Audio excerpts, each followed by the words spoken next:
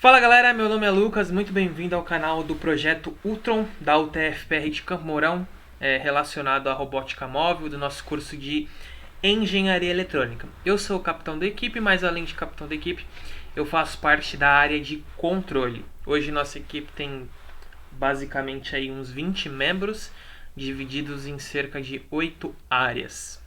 E eu faço parte da área de controle junto com a Giane. E aí, uma proposta para nossa equipe, né, para o nosso aprendizado e para o desenvolvimento do projeto como um todo, foi a criação de um canal no YouTube onde a gente vai colocar o nosso aprendizado de uma forma mais clara, mais mastigada, para daqui para frente, né, se a equipe porventura mudar, entrar novas pessoas e outras saírem, elas terem esse conteúdo, essa elaboração do projeto desde o começo bem mais mastigado, bem mais fácil de entender. Então essa é a ideia desses vídeos aqui. Se vocês ainda não entenderam o que é esse projeto, se você porventura está vindo de outro lugar aí assistir esse vídeo, dá uma olhadinha no vídeo de apresentação do canal que vai ter, que eu falo basicamente tudo que a gente vai apresentar aqui durante esse projeto chamado Ultron.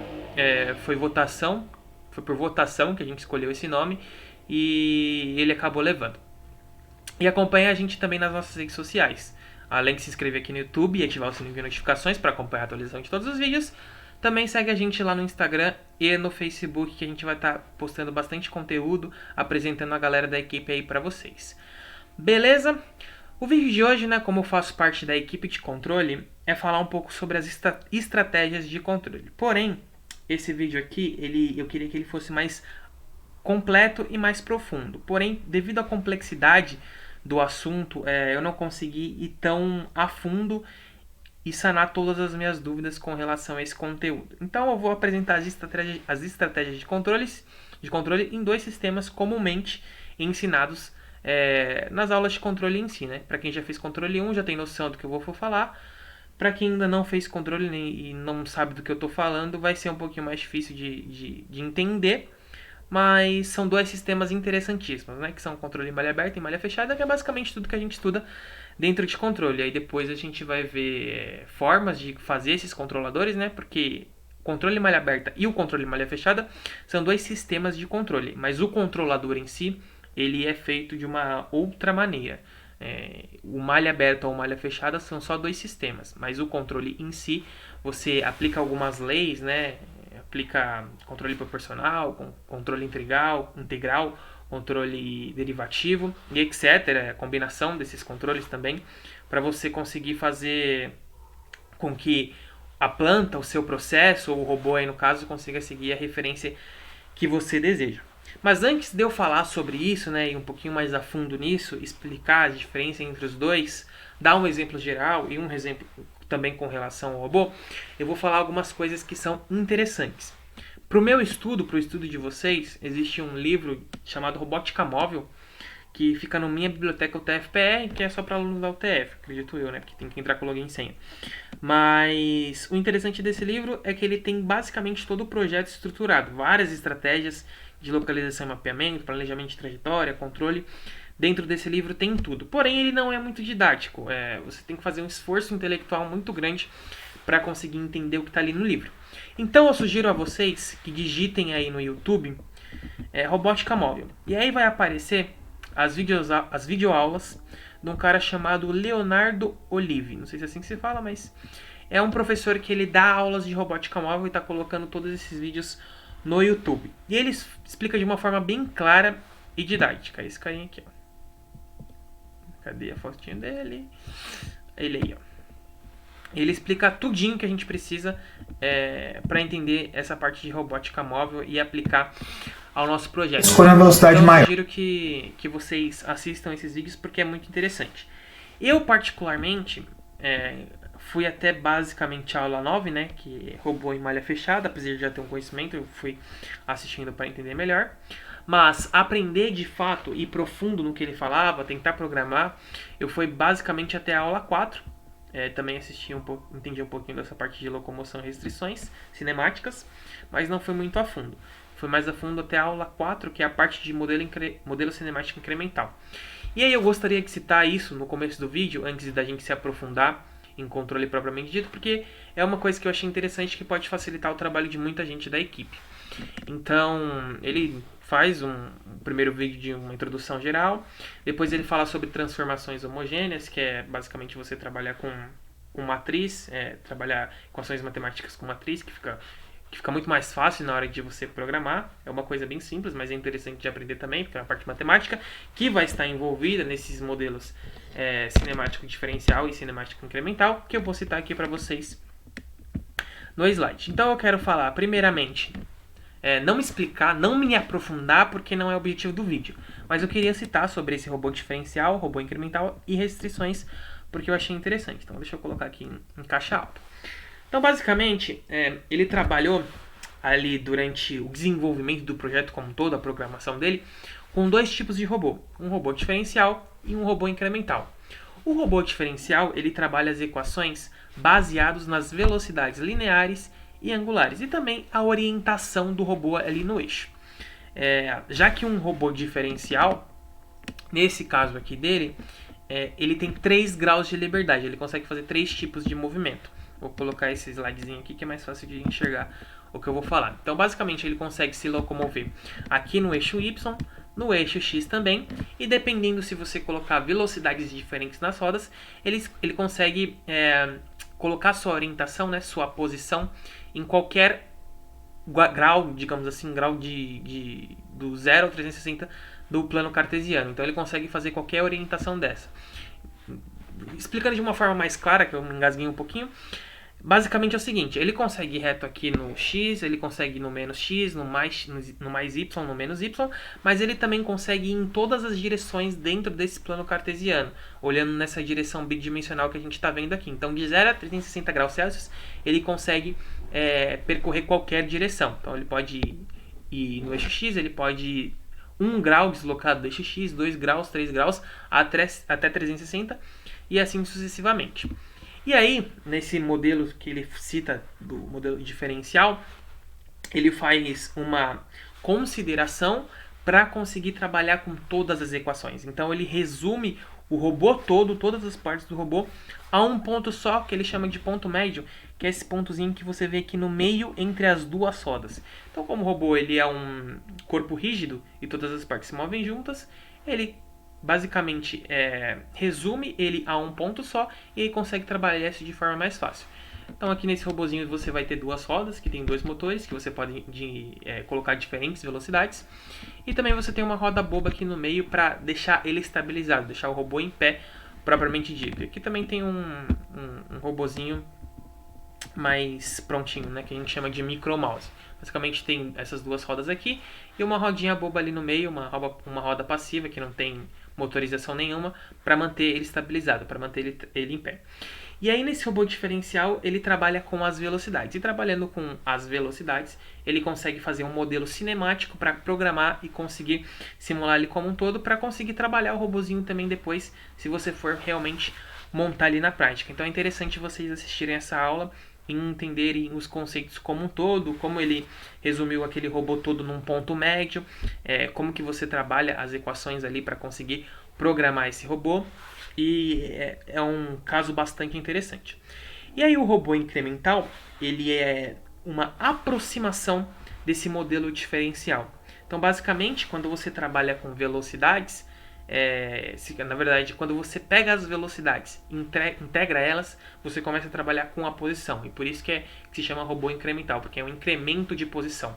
Então, no robô diferencial, na hora de você programar, você modifica as velocidades, né? Eu até tentei fazer aqui, mas não deu muito certo. Vou deixar para explicar nos próximos vídeos. Então, quando você trabalha com o robô diferencial, você coloca velocidades. Quando você pega o incremental, você integra essas velocidades, mas ao invés de integrar elas, você faz por um processo mais fácil, faz por uma aproximação, lineariza a coisa e aí sai de uma maneira mais fácil. Então é um modelo aproximado. Se você fizer a programação de ambos os modelos, né? Tem no vídeo dele também que você pode conferir. Se você fazer a programação de ambos os modelos e determinar um tempo de amostragem razoável, você vai perceber a diferença entre os dois, já que a linearização nesse modelo de robô incremental não é totalmente precisa, mas também fica muito próximo daquilo que você imagina. E basicamente são esses 2 tipos de robô aí que você pode aprender nos vídeos dele e que também é muito interessante de se trabalhar, você fazer uma programação ali, ver como é que as coisas entendem. Outra coisa interessante é o seguinte: se você não, que você está assistindo esse vídeo aqui, não manja de cálculo, não tem base de cálculo, não tem base de física, na engenharia, base de mecânica, é um pouco mais difícil de você entender os conceitos. Até para mim que já fiz essas disciplinas, já é difícil, já é complexo. Então, para quem não fez, vai ser mais difícil ainda. E pra galera da equipe em si, se você já tiver esse conhecimento, bacana. Se você não tiver, corre atrás, porque a gente vai precisar desse tipo de conhecimento. Então, outra coisa que é interessante desses vídeos dele é que como ele está ensinando robótica e ele está assumindo que está ensinando para alunos de engenharia que já têm conhecimentos prévios de cálculo, de física e também de dinâmica, algumas coisas ele cita como se fosse óbvio, como se a equação fosse óbvia. Por exemplo, se você ainda não fez mecânica 2, talvez você não sabe como converte uma velocidade linear em uma velocidade angular e vice-versa, não sabe ou não entende como é que trabalha muito bem isso. E no vídeo ele só cita, como se a gente já soubesse. Se você não souber, também corre atrás disso, que é bastante interessante. O que eu pretendo fazer daqui pra frente ao invés de gravar e fazer a mesma coisa que ele fez, que eu acho que não vale a pena, e ele tem muito mais didática e mais conhecimento do que eu, é pegar esses pequenos detalhes que ele deixa no vídeo dele como óbvios e fazer um vídeo só explicando esses detalhes, como é que eles chegam naquelas equações e como é que tudo isso funciona. Acho que vai ser uma coisa bastante interessante. Então dá uma olhadinha nesses dois modelos de robô. E aí eu também coloquei esse slide aqui de restrições. Por quê? Uma coisinha interessante dessa parte de restrições é que é a seguinte: esse robô diferencial ou incremental, ele vai ter 2 graus, aliás, 3 graus de liberdade, como eu já falei, né? Ele pode se movimentar em x e em y, né, no plano cartesiano, mas ele também pode fazer qualquer posição θ ali de orientação dentro desse plano cartesiano. Então ele pode se mover de 0 a 360 graus Celsius. Então ele tem 3 graus de liberdade. E ele se caracteriza como um robô não holonômico, que é aquele robô que não consegue fazer movimentos em todas as direções, em todos os graus de liberdade. Os robôs holonômicos são aqueles que são capazes de fazer todos os tipos de movimento que você imaginar, tem todos os graus de liberdade que você imaginar. O robô não holonômico, que é o nosso caso, não consegue. E aí, por que é interessante saber essas restrições? Além de saber as equações do que você pode fazer, das velocidades ou das posições, é interessante você saber as equações dos movimentos que você não pode fazer. Por quê? Imagina que você tem essas equações dos movimentos que você não pode fazer. Você consegue criar um algoritmo para que o seu controle monitore essas restrições. Para caso alguma seja violada, você tome providências nos atuadores, né? Acione os atuadores para diminuir esse possível erro que pode tirar ali do trajeto que você está fazendo. Então vamos supor que a gente está lá resolvendo o labirinto, e aí por algum momento, numa aceleração, foi muito rápida e, sei lá, o robozinho perdeu a aderência ali no terreno que ele estava, começou a derrapar, começou a ter uma velocidade num eixo que ele não podia ter velocidade. Que tipo de eixo ele não pode ter velocidade? No nosso caso aqui desse robô diferencial, vamos supor que ele esteja indo reto no eixo Y. Ele não consegue andar de lado, certo? Só se você orientar ele novamente para o eixo X. Senão ele não consegue andar de lado no eixo X. E aí isso caracteriza uma restrição. Que nem o carro. Você não consegue estacionar o carro de lado. Você precisa fazer todo o esterçamento, porque ele tem algumas restrições ali no movimento dele.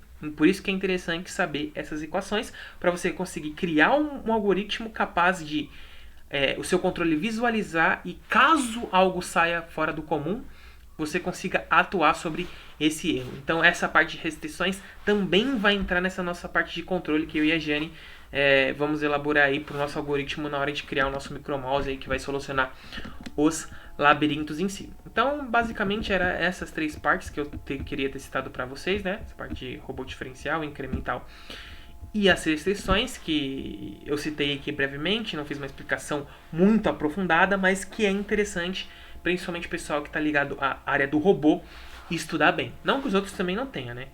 A ideia é que a equipe saiba tudo sobre o projeto como um todo. Mas, para quem está ligado mais ao robô, tenha isso em mente muito claro. E aí, né, dito tudo isso, vamos à parte de controle em si, né? Quais são os sistemas de controle que a gente utiliza, ou estratégias de controle, se é que a gente pode chamar assim, para fazer um projeto de um controlador que atenda às especificações do nosso projeto. Bom, comumente, se você ainda não fez aula de controle 1, por exemplo, não sei, pode ser que outra faculdade tenha outro nome, mas se você ainda não fez a aula de controle 1, você não conhece esses termos, não entende como eles funcionam.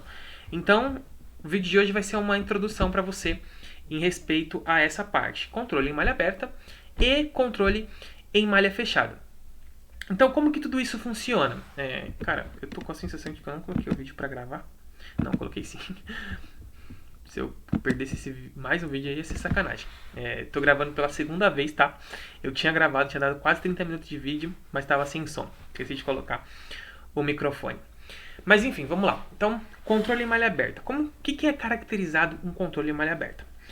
Basicamente, aqui eu tenho um diagraminha de blocos aqui para te simplificar. Então, eu tenho um sinal de controle entrando, né? Chamado de T, pode ser um sinal de degrau. Se você já fez aí matemática aplicada, você sabe o que é. Entrando no processo, né, na planta, e aí tem uma determinada saída. Ou seja, eu dou um comando para uma determinada máquina, ou para qualquer coisa, para qualquer planta, ou para qualquer processo, e aí ela me dá uma saída. Só que eu não verifico essa saída, meu irmão sentou ali no sofá. Mas enfim, eu não verifico essa saída. Não verificando essa saída, eu confio que a máquina vai fazer aquilo que eu coloquei lá no início. Só que isso pode ser que não seja verdade. Então eu coloquei aqui o exemplo do fogão. Imagina que você tem um fogão com gás. Lá no fogão você tem aquele botãozinho que indica quais temperaturas você pode utilizar. Por exemplo, tem uma temperatura lá de 270 graus Celsius. Se você girar o botãozinho até 270 graus Celsius, vai sair gás suficiente para que na boca do seu fogão ali tenha 270 graus Celsius. Só que em nenhum momento você confere se realmente tem esse 270 graus Celsius. Você assume que tem. Mas se tiver um pouquinho menos, um pouquinho mais, uma variação que não seja tão grande, não vai influenciar nesse caso. E por isso que o controle em malha aberta é amplamente utilizado. Porque ele é... Melissa não faz barulho agora no meio do vídeo, Melissa. Mas esse controle em malha aberta, ele tem várias utilidades e várias aplicações porque ele é mais barato do que o controle em malha fechada. E ele é muito utilizado porque nem sempre a gente precisa fazer exatamente aquilo que a gente se espera. Por exemplo, o fogão tem os 270 graus Celsius. Não necessariamente a gente quer que tenha 270 graus Celsius, a gente exige que tenha 270 graus Celsius. Se tiver um pouquinho mais, se tiver um pouquinho menos, não vai fazer diferença na hora que a gente estiver cozinhando. E aí, como é mais barato, é muito mais vantajoso usar o controle em malha aberta. Então, basicamente é isso. É você ter todo um projeto, por exemplo, o fogão tem todo um projeto para sair aqueles 270 graus Celsius que o fabricante fala que vai sair. Mas, apesar de ter um controle ali, eu não confiro se realmente tem esses 270 graus Celsius. Pode ser que tenha 265, 275, mas não tem necessidade nenhuma de conferir. E esse é o nosso controle em malha aberta. Tem todo um projeto para que siga uma determinada referência, né? Realmente tenha a temperatura próxima da ideal ali, mas a gente não confere nada disso. E aí, como a setinha aqui não está funcionando, então vou ter que sair e abrir de novo. E aí, como o controle em malha fechada, o próprio nome já diz, a gente, ao invés de no controle em malha fechada não medir a temperatura, dessa vez a gente mede a temperatura. Então você pode perceber que o controle em malha aberta está embutido dentro do controle em malha fechada, né? Tem o controlador, tem o processo, porém, agora eu vou ter um sensorzinho que vai me indicar qual que é realmente a temperatura que está saindo lá. E aí, pegando essa temperatura, vamos supor que seja 268 graus Celsius. Eu pego essa temperatura, levo lá para o meu controlador. O meu controlador que está setado em uma referência, que é, por exemplo, 270 graus Celsius, confere que o 270 é maior do que o 268. Ou seja, existe um erro entre o que foi referenciado, que é o desejado, com o que realmente tem na saída.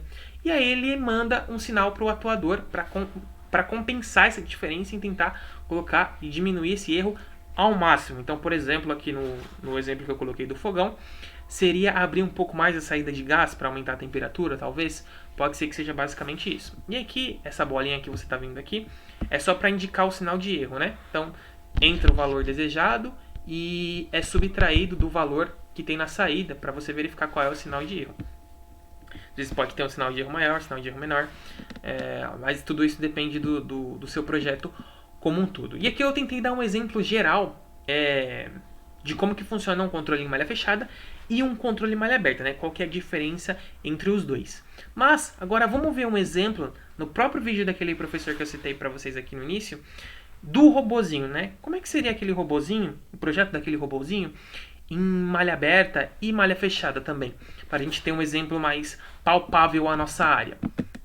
Se a gente pegar o videozinho aqui dele do malha aberta, tem algumas coisas interessantes. Então deixa eu passar aqui, ó, e pegar uma imagem que eu achei bastante legal. É essa daqui, não sei se vai dar pra ver bem aí, como ele não disponibilizou o material, né, ele deixou propriamente no vídeo, a gente pode utilizar para dar uma olhada. Eu queria mostrar isso para vocês. Então aqui, ó, apesar de estar um pouquinho escuro, você vai ter, depois você vê aí no YouTube de uma forma mais clara, mas você vai ter o robozinho aqui no início, certo? E vai ter um objetivo, que é essa estrelinha aqui, e tem os objetos ali no meio do caminho. Aí, para percorrer esse determinado caminho, você precisa fazer um determinado percurso, que pode ser vários tipos de curva, pode ser uma reta. Nesse caso aqui, a gente usou ele usou retas e circunferências. Então, você pode ver que tem um caminho reto aqui, outro reto aqui, outro reto aqui e duas circunferências. E aí ele dividiu esse trajeto em T1, T2, T3, T4 e T5. E aí, o que ele faz? Bom, como sou eu que vou controlar o motor, eu sei que velocidade eu vou empregar. Como eu sei qual é o trajeto que vai fazer, eu também sei a distância desse trecho T1, desse trecho T2 e assim sucessivamente. Então, o que eu faço? Na hora de programar, eu pego a velocidade que eu tenho, pego a distância que eu tenho e descubro qual é o tempo que aquele robozinho tem que percorrer aquele percurso. Então, no tempo T1, dividindo uma coisa pela outra, né? O que eu vou ter? Vou ter um determinado tempo. Então, na hora de eu programar, eu especifico lá, né? Porque dá pra você fazer isso no MATLAB e no Octave. Eu tentei fazer, mas como eu fiz no Octave e ele faz no MATLAB, tem algumas diferenças e eu não consegui arrumar essas diferenças a tempo de explicar aqui pra vocês. Mas vamos lá. Nesse T1 aqui, eu vou lá, acho o tempo. Achando o tempo, eu deixo o meu robozinho percorrer esse trajeto T1 no tempo que eu calculei ali. E aí ele faz esse trajeto T1 no tempo que eu calculei. Depois, quando ele entra no T2, que ele terminou aquele tempo, ele pega e faz um outro cálculo e percorre o tempo T2, T3, T4, T5, sucessivamente. Só que no controle em malha aberta, eu não verifico se ele está fazendo exatamente o que eu mandei. Imagina que meu cálculo não esteja preciso, não esteja todas as casas decimais precisas, principalmente nessa hora de fazer o arco aqui, não tem uma precisão tão grande. E aí o que vai acontecer? Ele vai começar a cometer pequenos erros, então ele vai desviar um pouquinho do caminho. E esses erros vão acumulando até ele chegar no objetivo. E faz com que ele não cumpra muito bem o que a gente determinou como objetivo, que é chegar exatamente no ponto da estrela aqui. Então o ponto médio, né, que você pode ver aqui no robozinho, não vai chegar exatamente aqui na estrela por causa desses erros que vão se acumulando com o tempo por conta de cálculos na hora de você fazer a programação. E aí ele faz a simulação e dá para ver muito bem esse tipo de erro. Quer ver? Vou passar aqui para vocês. Aqui. Que ele ainda está calculando os trajetos, né? Ele fez toda a programação dos trajetos aqui, como você pode ver. E depois ele coloca para simular, né? Eu vou para a parte da simulação. Quero ir para a parte da simulação aqui. Aqui. Um pouquinho antes. Um pouquinho antes. Aí. Vamos ver o que acontece? Então, ó, vamos iniciar a nossa simulação em 3, 2, 1. Então, o primeiro trecho já foi, estamos no segundo, fazendo a circunferência. Terceiro trecho agora, 2 metros para frente. Quarto trecho, aí a circunferência para o lado positivo, né, velocidade angular positiva. E o último trecho em linha reta em direção ao nosso ponto final. Claro, não é? Chegando nele. Vamos dar um zoom para a gente ver se a gente chegou direitinho nele? Olha só, a gente não chegou direitinho nele. Tá vendo que tem uma pequena diferença aqui entre o ponto, que é a estrelinha aqui, e o círculo, que é o ponto do... desses erros que foram se propagando. Ele até mais para frente, pega o gráfico, né? Pega esse trajeto que o robô fez e mostra a diferença. Uma curva e outra, olha só. A linha reta, dá para perceber aqui, ó, deixa eu dar mais um zoom. Ela tá, na verdade, ó, ela tá um pouquinho inclinada, um pouquinho angulada, né? Dá pra gente comparar ela aqui com o grid, tá? Então ela não tá exatamente retinha, igual a gente tinha planejado. Você tá vendo que a distância do final pro grid é menor do que a distância do início pro grid? Então ele andou angulado aqui. Esse valor angulado se deve justamente à parte da curva. Então a ideia é fazer um controle de malha fechada para que esses problemas, essas diferenças, né? A gente vai achar um modelo cinemático para malha fechada, que a gente pega essas diferenças e tente minimizar elas ao máximo para que o robozinho chegue exatamente na referência. Então aqui eu mostrei um exemplinho para vocês de como é ele na malha aberta. Depois eu faço uma simulação, baixo o MATLAB aqui tudo certinho e mostro para vocês como é que funcionaria em malha fechada. E aí ele vai corrigindo esses erros bonitinho para a gente chegar no nosso objetivo. Então basicamente tentei mostrar aqui para vocês, de forma introdutória, a diferença entre a malha aberta e a malha fechada. Dei um exemplo geral do fogão e também tentei mostrar um pouquinho aqui como que seria no robô. Por que essas acumulações de erros acontecem? Porque na programação, né, como eu falei para vocês, o cálculo não foi tão preciso, principalmente nesses arcos de circunferência. E aí isso acabou fazendo com que o robô saísse do que foi proposto inicialmente da referência. E aí quando chega no objetivo, ele não cumpre muito bem o que foi determinado antes. Então galera, acho que basicamente é isso. Se ficou alguma dúvida aí para você que assistiu o vídeo, pode comentar aqui embaixo, que a nossa galera responde, nossa equipe responde. Se a gente não souber responder, a gente pede ajuda para os universitários, que na verdade são os nossos orientadores. Mas a gente com certeza vai respondendo sim, beleza? Se ficou qualquer dúvida também, você pode entrar em contato com a gente, que a gente tenta solucionar aí qualquer problema que você teve na hora de assistir esse vídeo e não conseguiu entender alguma coisa, beleza? Também não se esquece de continuar acompanhando a gente aqui no canal, se inscrever, ativar o sininho de notificações se você é um cara que curte robótica, e também seguir a gente lá no Instagram e no Facebook, beleza galera? Muito obrigado e até o nosso próximo vídeo.